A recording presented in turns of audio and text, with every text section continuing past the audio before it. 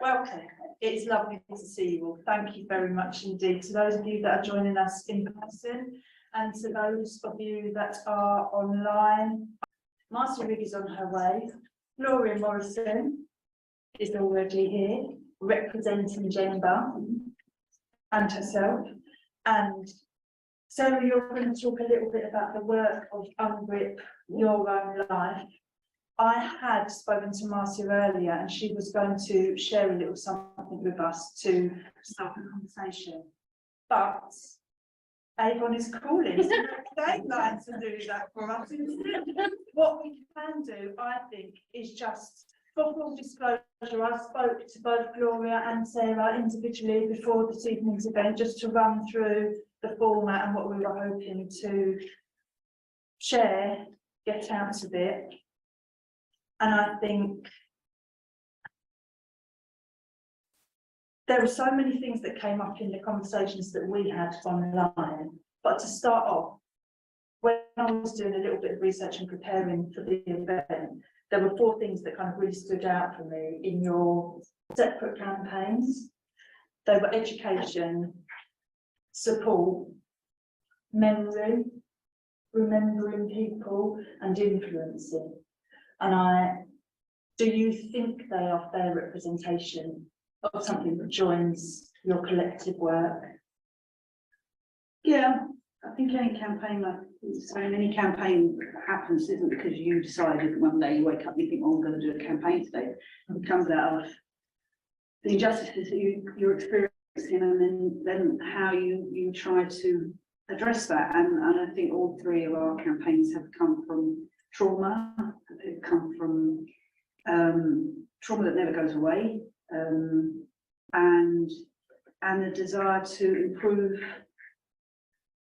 our societies. I mean, people know me well now, I believe we're in a totalitarian state anyway, or close to fascism because of joint pride, but you know, and the idea that you can sentence people and never give them an end date. The idea that the families fight for justice have never had any kind of real accountability with the police. Still, after years of campaigning, I think there's a common thread. Yeah. It's just like at the end of the day, you know, we're not fighting for anything other than fairness. We want to be treated fairly by a system that is set out to be fair, and it's not, and we really struggle within that.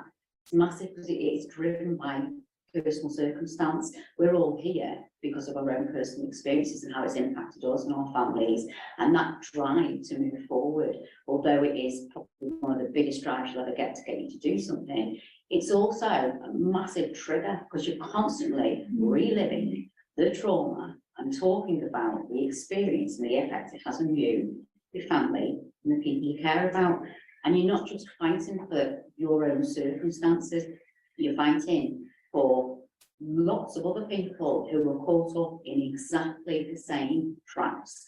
And it's empowering at times because you feel you've got to do it. You've got to. There's so many people who are trapped inside systems who just haven't got the capacity to even be that voice any longer. So we've got to step forward and keep that fight going, but be under no illusion, it's not an easy task to do on a personal journey because you're constantly talking and reliving and aware of what it is we're trying to be, and you're trying to achieve it for so many people.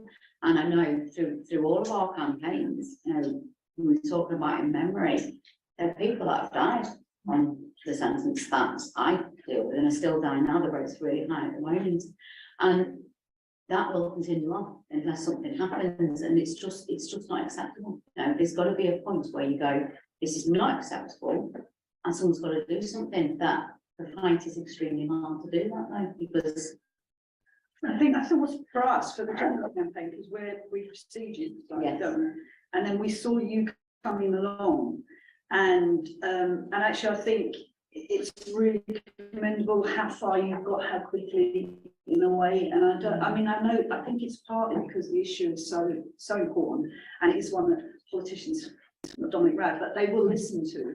But for the JENGbA campaign, it's been a really long. I mean, we're into our 12th year, and that was because when my son went to prison, no one knew anything about joint enterprise. It was a really well kept secret. It was all, we believe, stealthily by their government, by the Labour government, to be tough on crime. And there was, you know, the papers talk about feral Britain and broken Britain, particularly the son. The son were calling for the death penalty, and there's still rumblings of the death penalty, you know, with Patel and that wanting to bring it back in.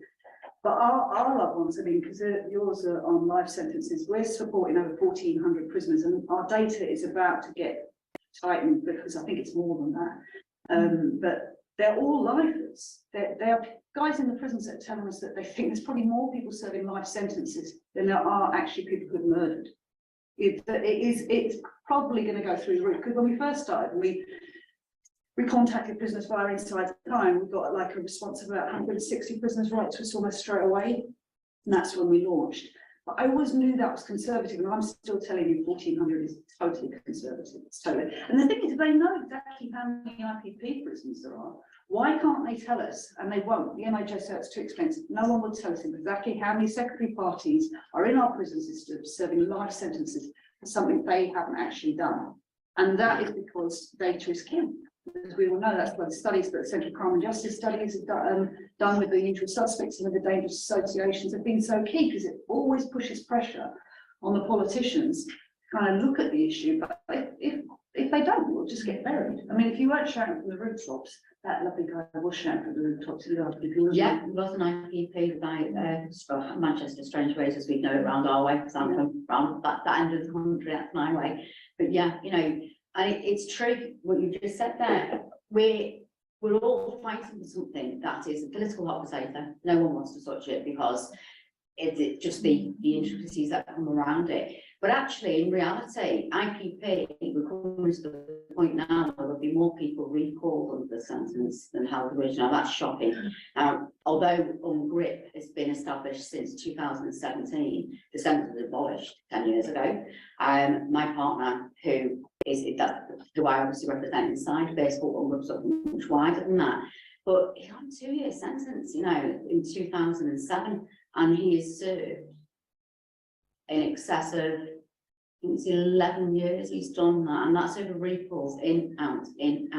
And, you know, looking for statistics, and he unfortunately is one of thousands. There are thousands of IPPs, and we talk about trying to get statistics from the MOJ and the freedom of information. It's tricky, you know, there's a lot of IPPs who just aren't accounted for. No, we don't really know what's happening with them. Such a small percentage who have been able to overturn that sentence now on license termination, but in reality, and if we speak from experience, personal experience in this case, trying to turn your sentence over to get it terminated, the system that's out there doesn't work.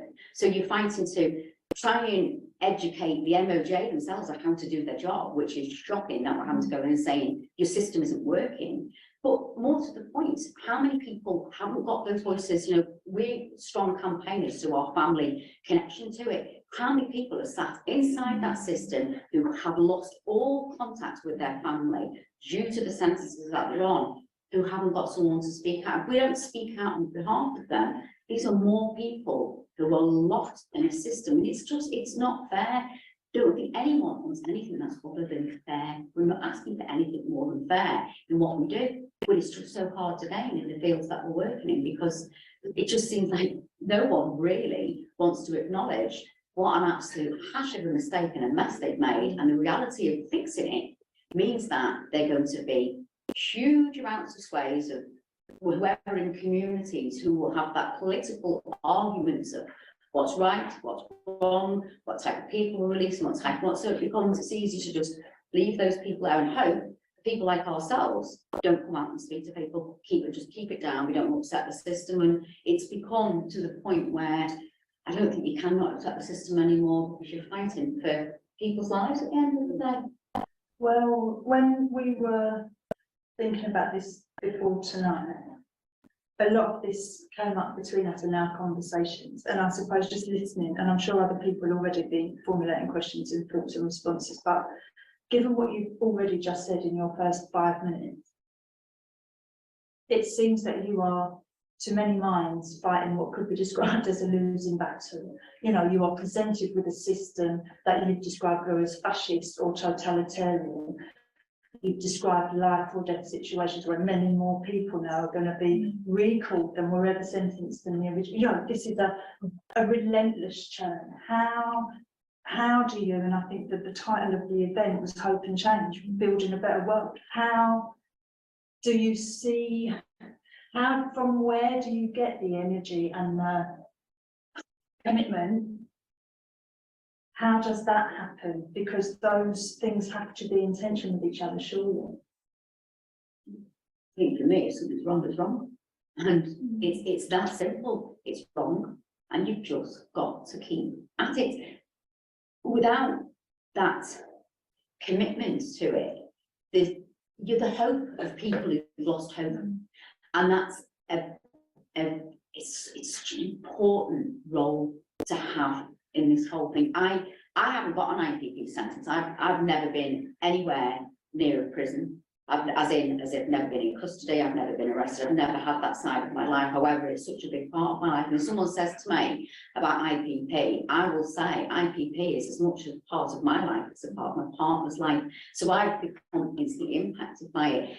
And that is a motivation for other people who I feel honoured in a way, the fact that I'm able to get there and to keep that fight going. And if I give up hope, then the ripple effect of that is so concerning is a weak word to use. It's devastating for people inside, trapped hopelessly in a system that's just given up. It feels like, so the motivation for me personally and for UNGRIPP is the fact that we've got to represent for these very people who are at the moment pretty much most of the time feeling like they're forgotten. And that's not a world I want to be in. It's not a place, it's not a society I want to be part of. I strongly believe that everyone has the capacity to change their life and come out of whatever hardships they've had and move in a way that's productive for them and the communities that they're in. You can't do that in a system that blocks it so intensely that you lose hope. Hope is the one thing that everyone has. And when people lose hope, there are tragic, devastating circumstances after that. And one of the ladies I work with at UNGRIPP, who, for me, I look at her, if I gave up, her brother took his own life, and yet she's still fighting. Now that's got to say something. That's someone who's fighting, but the end result of this is never going to be a happy ending for her. But yet she fights on. So if she's fighting on, then how can I not fight on? No, how can we not do it? We owe it to each other. It's like a family almost in a strange way. It's like a family that you've just got to keep going and supporting each other as families do. JENGbA called us also family for a long time. Yeah. And I think it's why campaigns should have more closer links if they're fighting the same fight. There shouldn't be this sort of insular thing. But when you lose someone to the prison system anyway, it is a form of bereavement. And we are the only country in Europe to send children to prison for life. So, and two children the youngest is 13, a boy and a girl. And recently there's a case up in Newcastle where they got 10 lads for the murder of one boy by one boy. And it was in the news, but everything that's been reported in the news is wrong.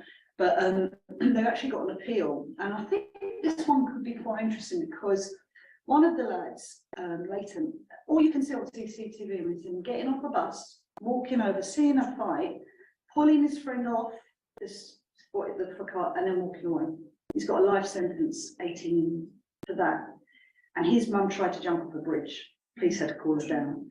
So that trauma, that sense of bereavement that happens to families when you lose a loved one, especially a child, not just especially because, but I mean, most of the campaigners were all mums and it's just wrong. I mean, what do they expect the state I'm talking about when I say they, what do they expect if you've got a child in prison at the age of 15, 16? Give them, and the sentences have gone up. My boy got 15 and now we're seeing sentences on average, even for quite young people, about 18, 19, some of it, but they are going up in knife crime. There's a boy who recently got 28. So, and he's only 19. Do you know what I mean? So what sort of individual, what sort of society do they expect those people to emerge into? Besides the, you know, what they've done to the IPPs and mental cruelty, our prisons are similar in the sense that they haven't actually done the crime they're in prison for, so they won't accept progression plans because they say, well, I haven't done that, so I'm not going to. Not all. There is a lot of prisoners, if you offered them manslaughter, say, all right, we'll re-sentence you, you can have manslaughter and come out. They'd probably take it. But yeah, but there is the frustrating thing is that there is no mechanism for appeal in this country. Louise Hewitt's here today. She just recently done a report into the CCRC. And not only after Johnson, when we got to the Supreme Court, we thought, oh, wow, we campaigned, we won, we got, you know, we've got the Supreme Court to admit that the law had taken a wrong turn in 1984, and Then we had Johnson, which is known as R versus Johnson, which brought in the substantial injustice test. So it meant that no one has got through, well, two, John Quilly and Lipsis Longer, 2 cases. But this report, which we have to always think about how we do something about it, is I'm just going to read what they sent me to say, what the report, why it's really important, because it means that joint enterprise prisoners have got absolutely no right. So the report is an acknowledged exchange with the CCRC uncovered the impact that the substantial injustice test has had on the ability of secondary parties convicted under the abolished power to access justice through the CCRC. The reality is that the real possibility test has reframed by this Court of Appeal for this category of applicants, making it impossible for cases to meet this very high threshold. So not only are you wrongfully convicted of something you haven't actually done and you're in prison looking at a very, very long life sentence, there's no remedy to challenge it at all in this country, none. And when you have, like you're saying, when you have a system that is that broken, that wrong, something needs to change, something needs to give. And whether it's the politicians will do it. I mean, since we've been doing this campaign, I think we're on 11 justice ministers. No one wants that brief. No one gives a shit about it. Why would you want to be a justice minister when you're going to not do anything? Because that's what they do. I mean, they gave Liz Truss it at one point, and it should, besides the fact she's, I don't know, whatever she's doing to get wherever she gets to, I don't know, but she was on the first Justice Select Committee. I have a real, she's my nemesis. God, she might be watching now. She was like this. She was on her. And I was really nervous. I've never done anything like that before, and I was giving evidence to Justice Select Committee, which Jeremy Corbyn was one of the members. But she was sitting next to Buckingham actually, and she was just like this the whole time on her phone, laughing. And now I would be able to say, "Excuse me, Chair, could you ask that person if she could get off her phone and listen to the evidence that I'm presenting, because it's just rude." But I didn't have the confidence to do that back then. But I mean, you know, that's what campaigning does, doesn't it? It makes you kind of like a... Well, it makes you bold because you've got nothing to lose, and I think that's the reality of it. When your back's that far against the wall, you have nothing to lose. And a lot of what we do is based around, you've got to get something. You're going so hard at it all the time that every win, and they're not very often the tiny ones that you get, they just drive you to go again. You know, we talked about the Justice Select Committee report. We just had one for IPP. I mean, it just shows you what an absolute disgrace this sentence is, and the absolute mess that's been left behind by it. It's one of the strongest things that have come out in our favour for resentencing, etc. So you go to the reality of it, and then you look at the action plan, or as we like to call it, the inaction plan, because there's been action plan after action plan, quite frankly, it's getting messier and messier. And then you look at what they're trying to do is put it in place, and it's like, you learned nothing. Why have we got this report which clearly states something big needs to happen to stop this problem continuing on, and yet nothing's happening? So you go back and you've got to keep that fight going all the time, because the little wins somewhere along the line will get us to that destination. And I think for myself and who I campaign with at UNGRIPP, no matter what is put in front of us, it won't stop us. And I'm proud to be part of that, which sounds quite funny because it's such a desperate situation, but there's a lot of pride And just being in the company of people like that, we say these are the people that inspire us, you know. I think, wow. But I also know the heartache that sits underneath that. I know the reality of what it actually means to put your life into the spotlight like this. And to be, I'm quite happy to sit and speak to you guys today. It's not a problem for me, because I want you to know the experiences and what UNGRIPP is trying to achieve. But that constant put yourself out there, when we know the reality behind closed doors, how much despair is attached to this life that we're leading. And I say we're quite like sponges at UNGRIPP. I'm going to imagine you're exactly the same, because you're in contact with so many people, you're absorbing all of their trauma too, you know, and that bringing that in and constantly trying to balance it. Sometimes you're in the third person. I just talk about it as if it's not really happened to me. It has happened to me. It's happened to lots of people that I speak to, but do something about it. And that's the bottom line. You just got to do something about it, and you've got to be around people who are willing to not just put their hands up and have a go, to actually get in there and keep in there. That's the big thing with campaigning, is keeping in there. It's too easy to sort of think you've got it, you're drained. The thing, Charlie, you mentioned earlier about hope, it is a dangerous thing, because you know, when that report for the IPPs came out, you can imagine all the prisoners jumping up and down. When the Supreme Court decision come out, we've got prisoners that told us the wings were just, everybody was cheering and thinking, yes, finally we've got someone. But then it to be kind of like 2 years on, it took 2 years before we started to realise actually nothing had changed. The Lord Chief Justice sat in that Supreme Court decision. He was the architect of the substantial injustice test, because all he cared about was the fact that if you get convicted of murder, too many people coming forward for appeals, because you're going to appeal. No, I murdered everybody, so I'm going to appeal it. And so it's always about this. It's always about money, not about human costs and human lives. And yeah, it is driven by the idea that it's like to each other. This isn't a grey area. It's not like we're a little bit right, you know. It's not like we're, oh gosh, wouldn't it be good if, you know, the murderers are like Lord Torsten told me. Why I asked him about this. I've said thanks for injustice. And he said, oh, because the Mail and the Telegraph, oh no, the commentators, he didn't name the newspapers. They all said killers will be let loose. So that's what they were worried about, the judges. And when the Sun published that thing during Brexit and called them traitors, I was like, yeah, I don't know where I stand with this one, because I was a Remainer. And it was just all. But you know, they are wrong. They're out of touch. They do not have a clue about these kids growing up in the States, in West London, or anywhere in the country. And it's getting worse. That's our worry. It's getting worse. We are getting calls of more and more young people going to prison. And it is, I'm writing a chapter, Jan and I have written a chapter for, there was a criminologist called Stephen Box who wrote in 1983. And he said the one area that the demographic is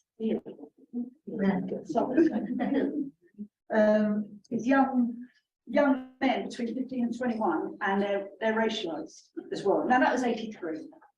Exactly what's happening right now to us. So young black men, and that's when Helen's report came out about the usual suspects, and they identified that it was black. I said, are you going to you know, because otherwise we've been talking about disproportionality, and we're talking about different, you know, communities. And it's not, it's racist, it's clearly racist. So you kind of, you know, that's why the reports are always really brilliant. But hello to Marcia. Welcome, Marcia. Thank you so much. And I did tell everyone that you were on your way, and I have been checking just to make sure. But Marcia, you'll tell us more about this. I know you've come from the 198 gallery, and you're going to tell us about the exhibition that's on there, amongst other things. But I'll give you a quick catch up. We've been talking about, and Sara and Gloria have been thinking about hope and the danger and the importance of it amongst your campaigns, the personal nature, and kind of living with the trauma that is part of the campaign and the costs of that, and the little wins and the way that they may or may not accumulate, and the relentless nature of the system that just keeps coming up. I think you called them traps. They keep providing the next trap. But again, cumulative power of the pressure that collectively you create for the system. And I suppose it was making me think about, you know, on the one hand, increasingly in the kind of social care sector, there's an argument for professionals to experience vicarious trauma, and that professionals need to have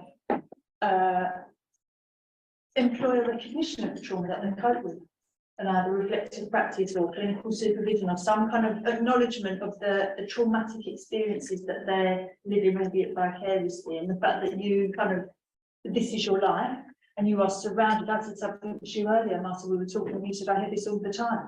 Oh my God, what happens to you when you're hearing this all the time from other people? But it's also, you hear it in your own mind.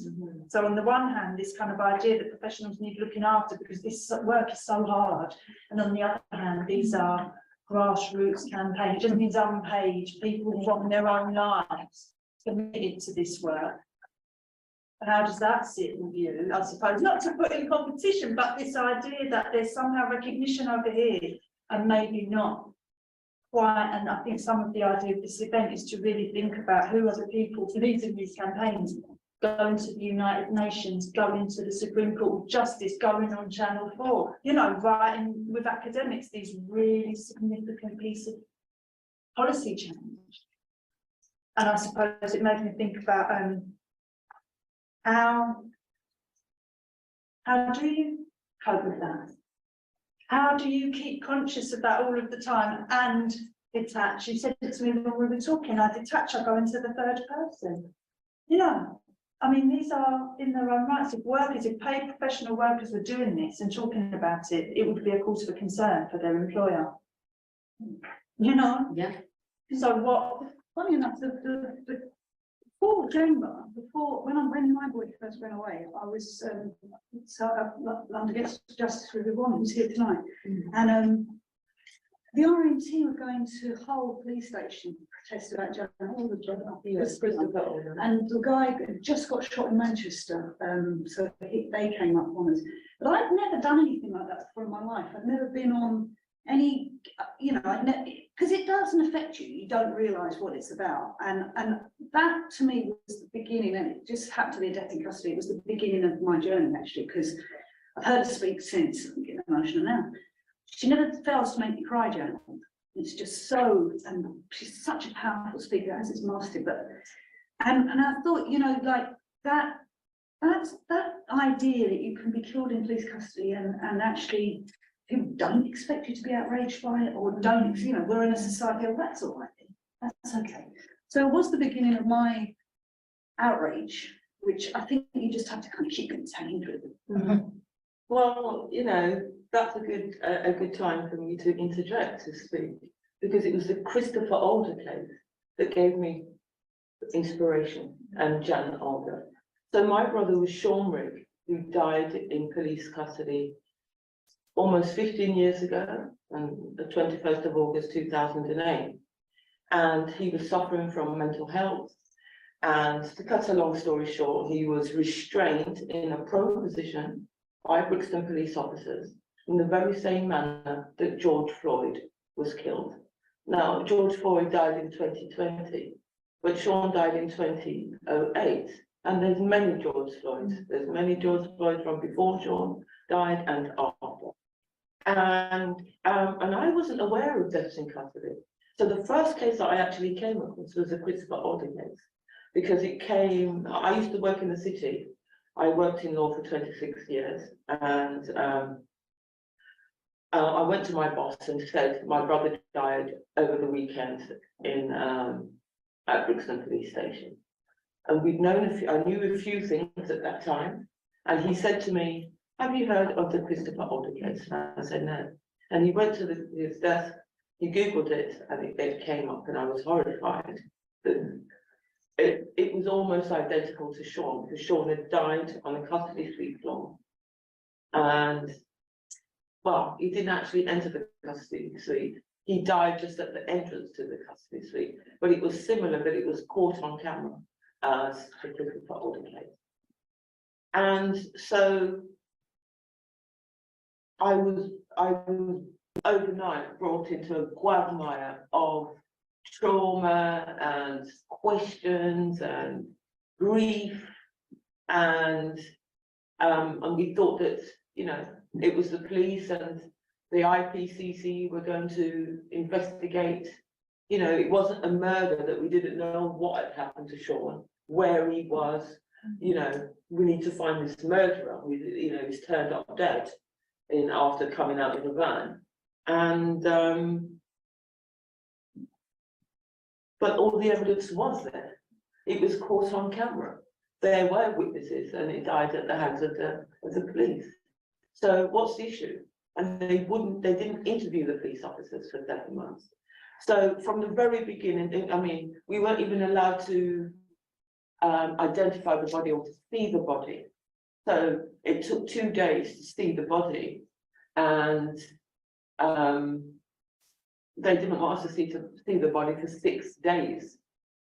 But saying it was a bank holiday weekend, and we can't get access to Granny's mortuary. So my argument was, well, when does a mortuary close? You know, so we've all experienced the grief, and the first thing you want to see is your loved one. And we were not. Your loved one's body is seized by the state, so the body doesn't belong to the family anymore. The body belongs to the home, and that's where it begins. And you think, wow. And you know, for 11 years, I legally challenged them and had a successful campaign to keep the case within the public domain, and it was not easy. During that time, the grief, the trauma, the backlashes, the silence was extraordinary. It really was, because we were just hitting our heads against a brick wall, really, and trying to find out what actually happened to my brother. Not just me, but I'm talking about all the families. But now I was experiencing it myself. I met Janet Alder, I met the families of Brian Douglas, Brenda Weinberg. Brian Douglas was hit over the baton on his head 11 times, his body weight. And they were campaigning, and Brenda was the chair of the United Families and Friends campaign. And so I heard about the march. So we march yearly on the last October of every month. I'm sure I bet you there. On the last October of every month, and we go to Downing Street and hand deliver a letter to the Prime Minister. So I went for the first time in October 2008, and there were so many families, black and white, that my brother's name was just a blip in the ocean. I said, well, what is this? And I've just never looked back, because I felt that you feel compelled. You know, at that time, Brenda Weinberg was tired. Janet was there. It was Janet, Stephanie Lightfoot Bennett, and Brenda Weinberg. They were my inspirations. These women were so strong. But Brenda was tired, and it was going to be the last month. It was 10 years in. It was going to be the last march. But because we were new families and meeting new people, we wanted to continue the march. And she just liked me, and she handed me the baton, and that's why I'm still here and kept it alive. But the government is not willing. There is no justice. There is just us. But the families are indefinitely traumatized, suffering from post-traumatic stress.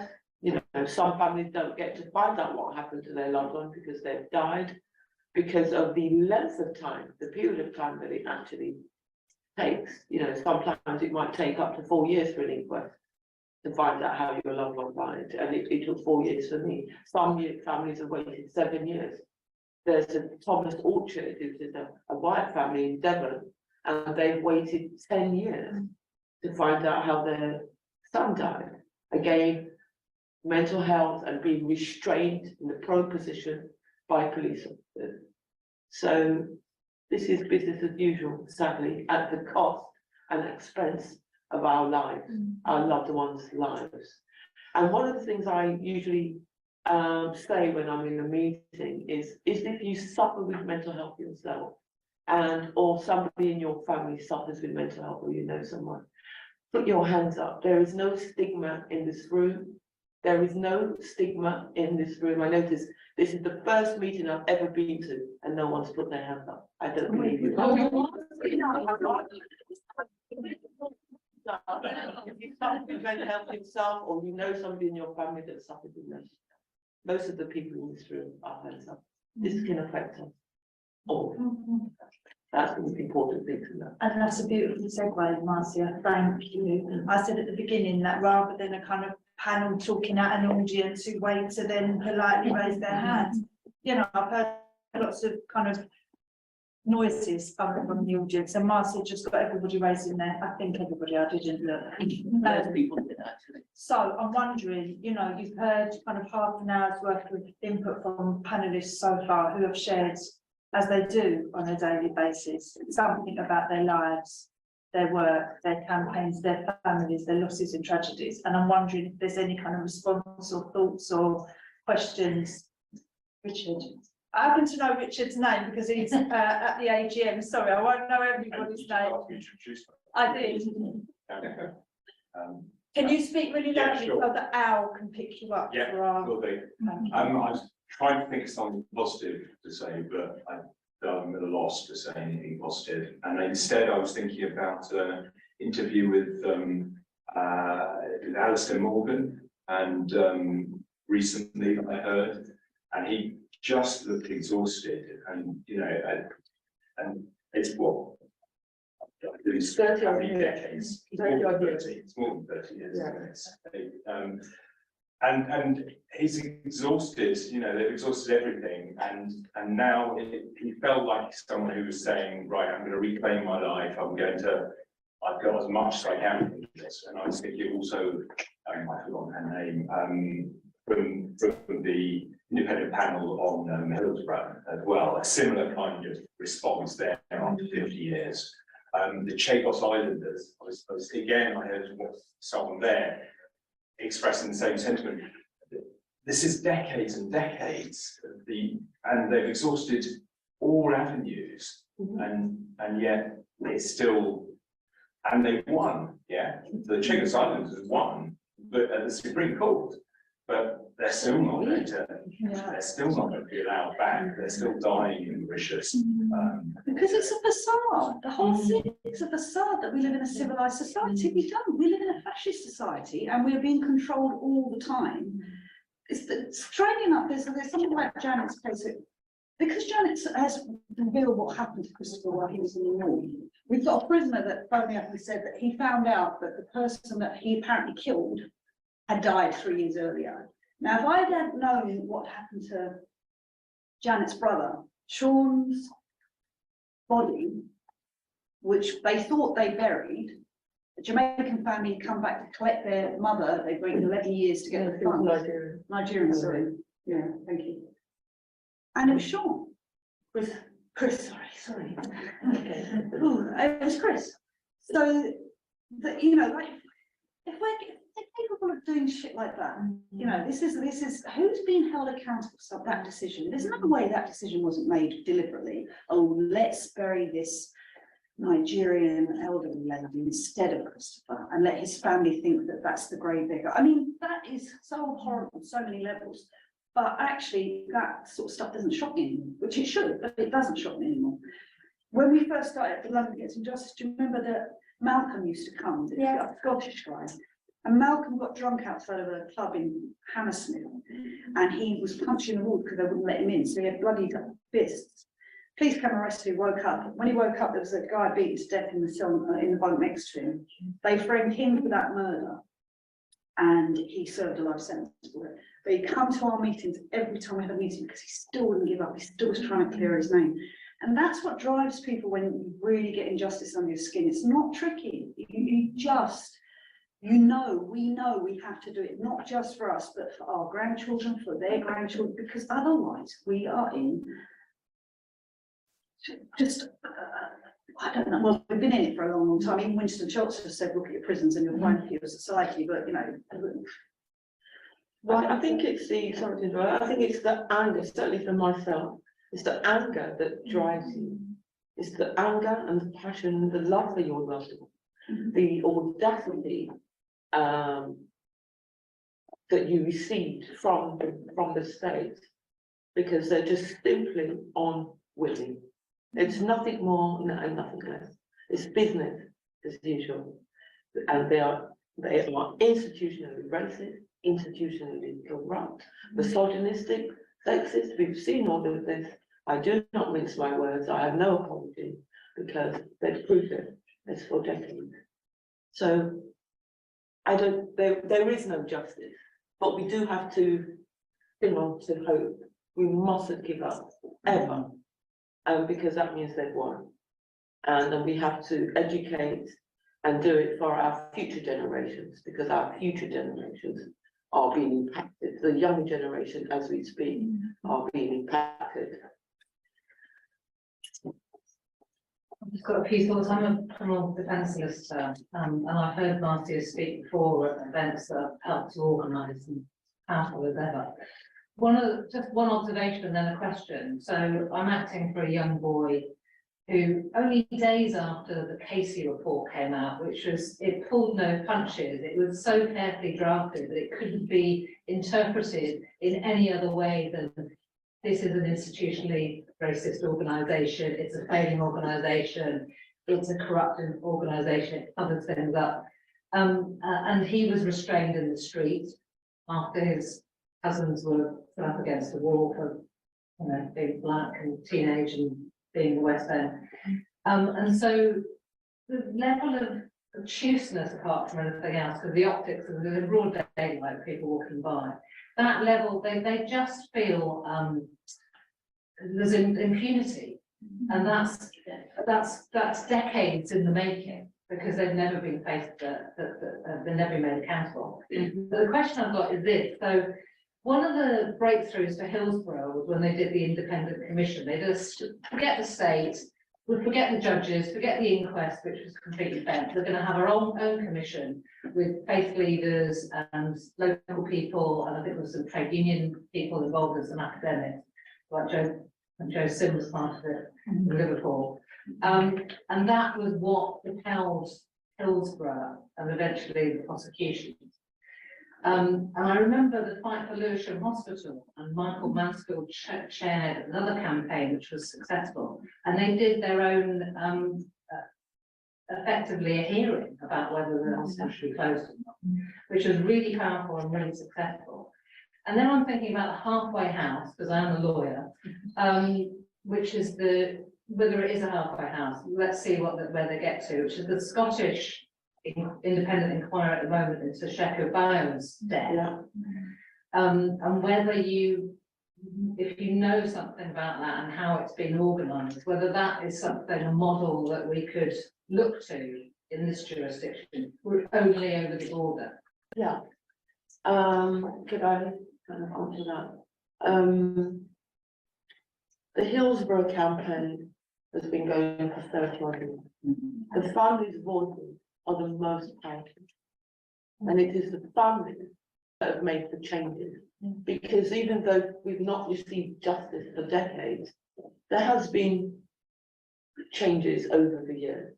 There's all of these reports. You mentioned the recent one, the case report. There's been the Angelina report. There's been, you know, the Silva Casale report that happened in my brother's case. And I've given evidence to all of these. I've given evidence to the United Nations. I gave evidence to the Casey report.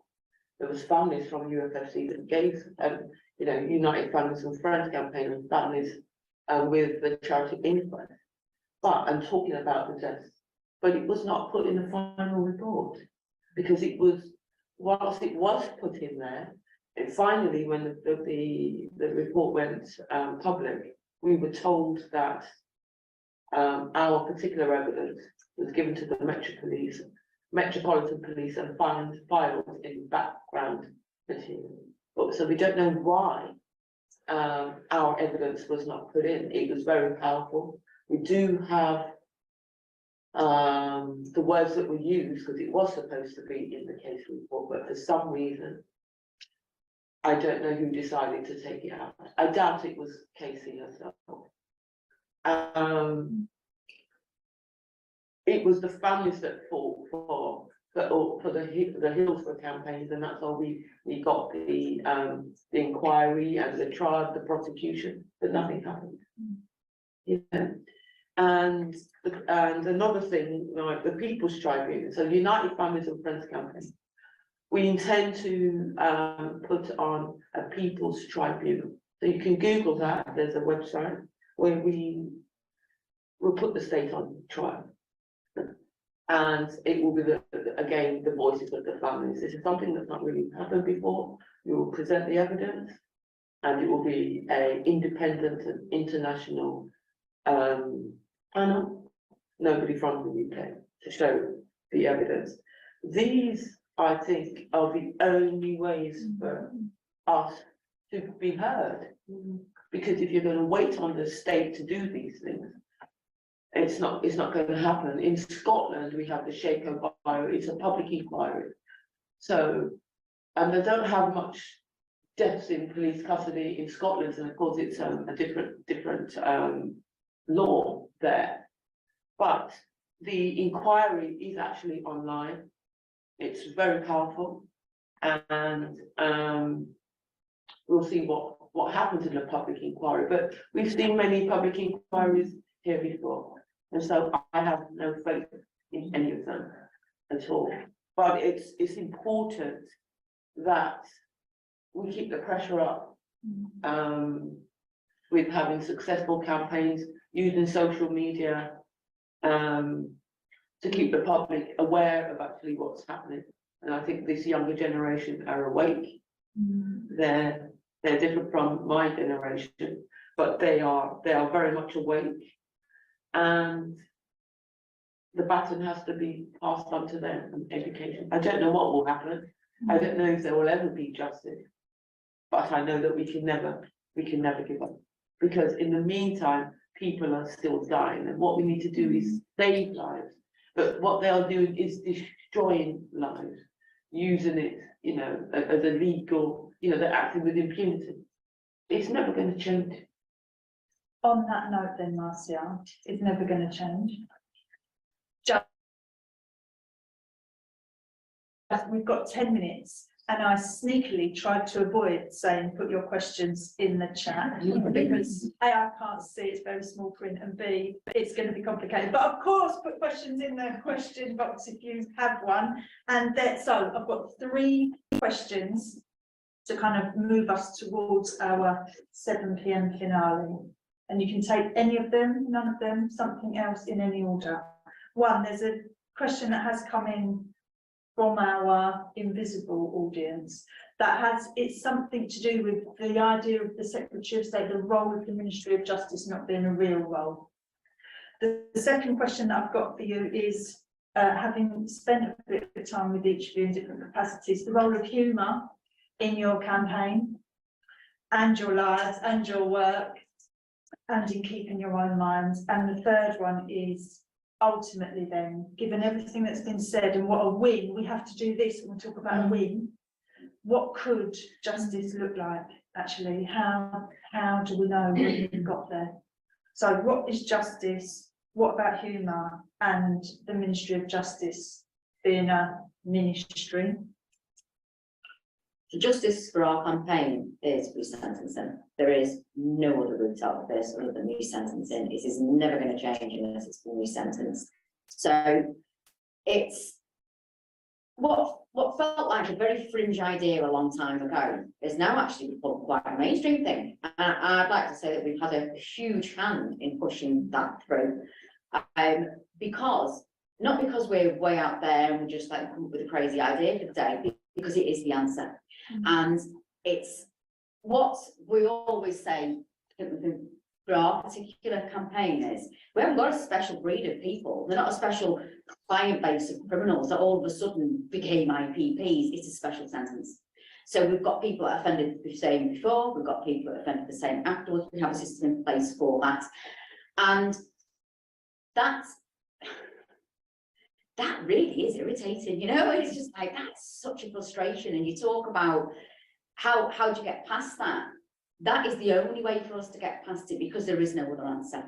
And I think people that are inside, who were serving time custody as well, you've got to remember with IPP, even if you're inside, being outside is equally as challenging. I know that because I've done inside and outside with my partner on more than one occasion. And I'd say the challenge, once you're out, the pace at which everything's driven to you trying to get out, but the reality of coming out, how that's held over you, that 10-year license, the fact that it's indeterminate you're going back in, you know, I can tell you from our experiences, he's had 4 recalls. One of them he's had a 6-week sentence for, the rest have been for behavioural concerns. And he spent more time in custody on recall than he has in his original sentence, right? And that is not because he is some hardened criminal who goes out as a particularly dangerous person. This is someone who would be easily dealt with by the system if it was EDS or wherever else it would be transferred over to, would be easily dealt with by that.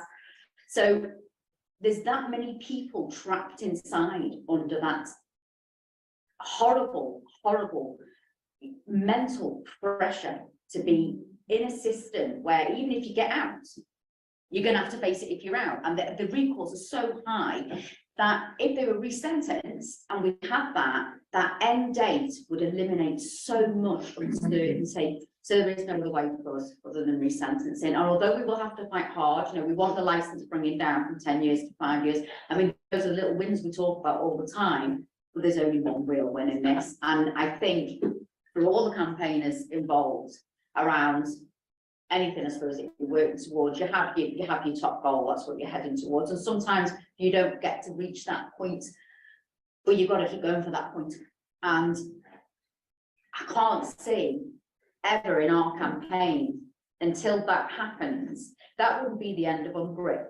What that would do then is give us the capacity to work with people who have then been released or working towards release, to deal with the reality of coming outside and the reality of the huge impact that hopeless sentence of sat in custody with no release date. And I can remember I spoke to someone once who said it's like being given the lottery numbers, being told you've won the lottery, being in abject poverty, knowing that you've got, but someone saying to you, you're going to get it, but I'm just not telling you when you're going to get it. And you've got to remain in that circumstance that you're in all that time. That torture of thinking that something's there for you and not being able to access it, it's unbearable. It's absolutely unbearable. So although resentencing would absolutely fix the problem that we've got with inside the system now, this is so intricate, the issues it's caused, that I think forever and a day we'll be mopping up the mess of IPP and what it's done to people's lives. So as a campaign group, we would then be able to move into that real supportive element of dealing with people coming out as well. I completely agree with you, Sarah. Like I repeat it again, there isn't an injustice. But the families are indefinitely traumatized. And every time there's another death, they're reminded of it. So, you know, the anger is perpetual. And so it is then that we need to take care of their well-being. You know, they need retreats, they need to spend time with nature, you know, learning to balance a campaign and the case and life generally is very difficult. Most families are unable to do it. So families like myself, we do it for each other, you know, as best we can. But you know, it's very costly to our lives and our well-being and our mental health. But we're not in this game to lose. We're in this game to win as well. But I think, you know, spending time with our loved ones and their families and friends, they're the ones that we need to focus on, because unfortunately at the moment the deaths will just continue and continue. It's completely immoral, it's unjust, but this is the way it is. And I understand also about professionals being traumatized, because I did have a Zoom meeting once with lawyers. The people that work for us, that act for us, that bears our pain as well, but they have to remain professional, and they can't be biased. It's a kind of thing. But I know that they're also traumatized by hearing our stories as well, and their frustration of having to fight the system, and and do the best that they can for their client. So it's our well-being that really does need to be addressed, so that we can keep going, because we can't stop, as Sarah said. We have to keep going. I don't know what will break it. It is my unfortunate, you're getting the last word and then you're getting the second last word, because I've got 3 minutes according to my clock, and it's my job. I don't like it, this bit of it, but Gloria, you're going to respond in any way you want to anything that's been said. We had arranged that you were going to share something with us at the beginning, so why don't you do that at the end? And before we do that, we'll finish when you finish reading. It was Phil Swayton who led the independent panel. He's on. That's how senior systems are working, so I just needed to let that be known. And there was a comment/question which I think you've all answered in one way or another, about the role of the APPG and the miscarriage of justice and their capacity for maybe impacting and making meaningful change. But I think you've all intimated the loss of faith, the lack of trust, and the lack of expectation that you certainly, that comes from a sister campaigning around the Birmingham Poor, I think. But it seems like there's a sense of, as much as you might love that to happen, I don't think anybody on this panel is holding their breath for it.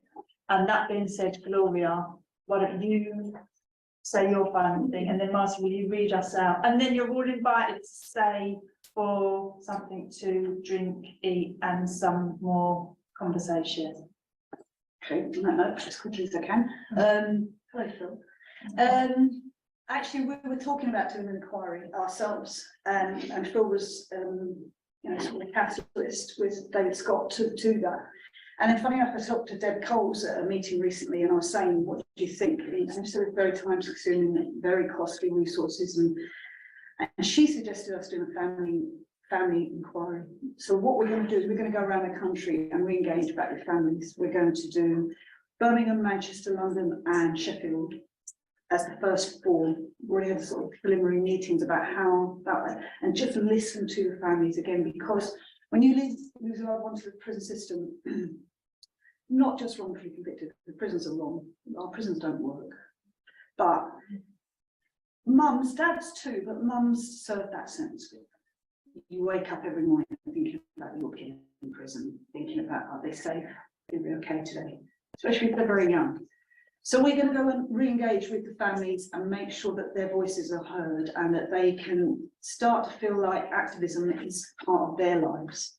Because I think there's this misnomer that JENGbA is a kind of very op-led organisation. We're not. We don't know. We've never known what we're doing. We've leapt from one thing to the next, When the Justice Select Committee, the APG, came out in our favour to say that joint enterprise was leading to miscarriages of justice, it is racist, all the other things that are a problem with our society that include both these 2 campaigns, we then thought, well, let's take some legal action against the government. And apparently you can't sue the government just because they're not going to do anything. Because we asked Dominic Raab, and he said, no, he's not doing anything. And then we asked Bucking the other way around, I think it was that way, whenever they are, whoever's Justice Secretary. But anyway, they won't do anything. But Liberty knew that we were trying to do some kind of legal action, and they came on board. And so we did this piece of legal action that they don't record ethnicity or disability on the charging decision. Now, these charging decisions, we've been trying to see them for years, because if a young person or anybody or woman, anyone could see what the evidence against her, so we can charge you with murder because this is the evidence, then you would know how to, how to fight that evidence. So you'd have an idea of what they had on you. but they weren't that because it's client privilege. But actually now we won the CPS now a pilot scheme started in February till September when they will produce a report. They are going to record ethnicity, which will again start to really point at this problem of who are you charging all the time with joint enterprise? And we know it's young black people.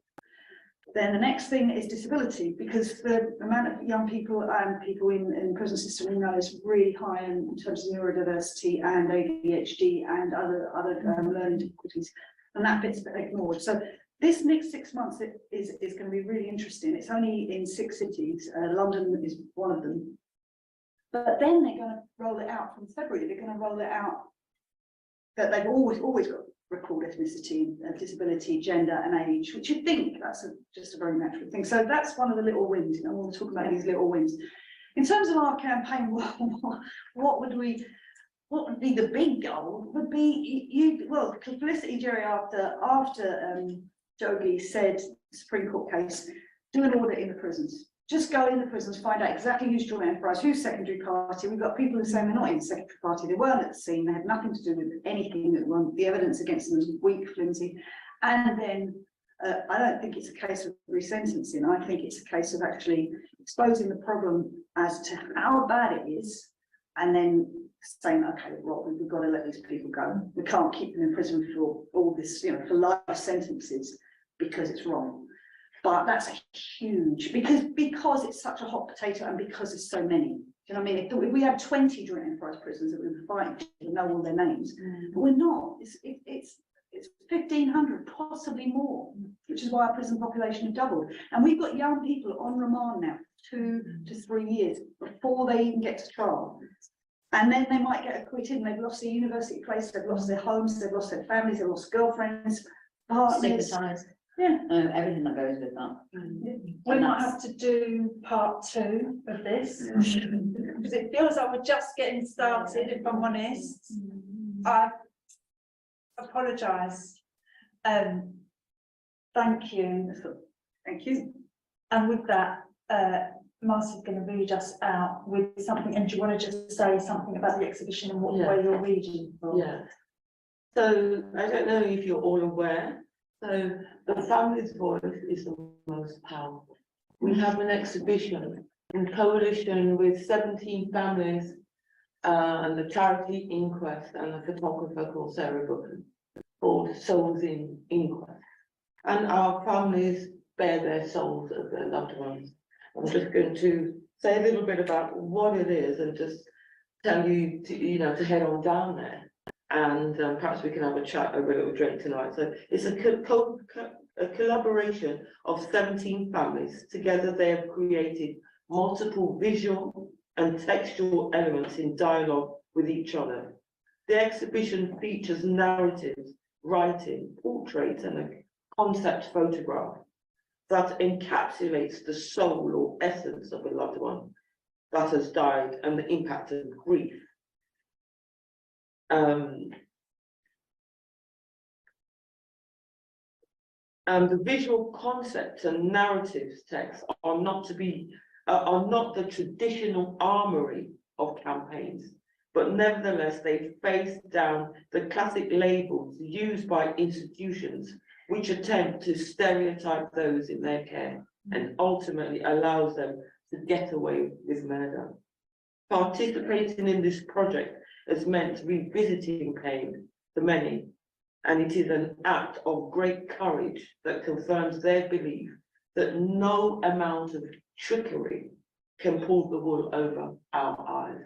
Please turn down the road, Souls Inquest exhibition, and it is powerful, it is the voice of the families, something that you wouldn't see or hear in court, but it's the reality of what we do.